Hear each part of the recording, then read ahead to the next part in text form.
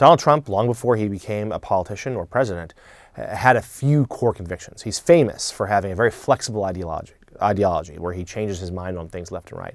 But he does believe on certain things about trade and certain things about tariffs, dating back from the 1980s when he was a New York businessman. He believed that tariffs are important and helpful to grow an American economy.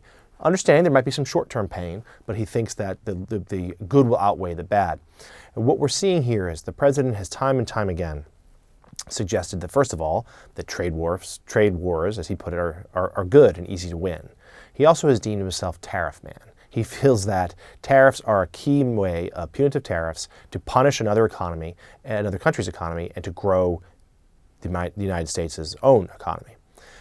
He does not always seem to understand, at least publicly, how they work, and seems to, if not understand, at least doesn't want to discuss the impact it will have on the American consumers. How your average American will go to a store and now have to pay more for goods because of these tariffs, because the ones that China has put on American goods. And obviously a lot of things Americans buy are made overseas. Now the president argues that, like tariffs, well, in best case scenario, things be manufactured at home, so therefore you wouldn't have to worry about it. And sure, there's an argument to be made that some tariffs could lead to productivity at home, but there are certain things that just America doesn't make anymore, and other countries do, and do a lot cheaper. So this is going to be passed on to the consumers, and politically, that's dangerous for the president, because a lot of these people who could be adversely affected, whether because they're just buying goods at the store, or let's say China hits back in certain industries and commodities like soybeans in the Midwest, those are the very voters, those heartland voters who supported Donald Trump in 2016,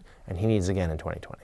He also views, and this applies to all aspects of foreign policy, but particularly in economic foreign policy and trade, that the world is a zero-sum game. Like if they're winning, we're losing. He doesn't really understand that countries can sort of grow together, the market can grow together, or at least he doesn't voice that opinion.